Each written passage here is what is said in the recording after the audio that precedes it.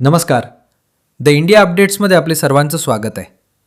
पिंपरी चिंचवड शहरात भरधाव RMC ट्रकच्या चाकाखाली चिरडून 14 वर्षीय फारुख तांबोई या अल्पवयीन मुलाचा जागीच मृत्यू झाला.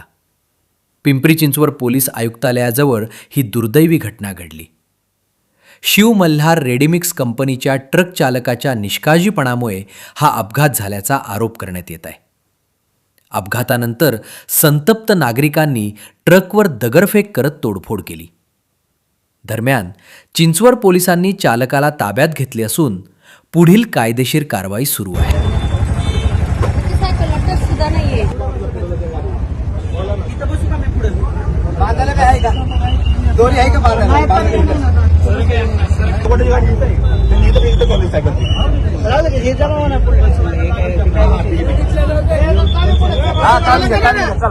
चला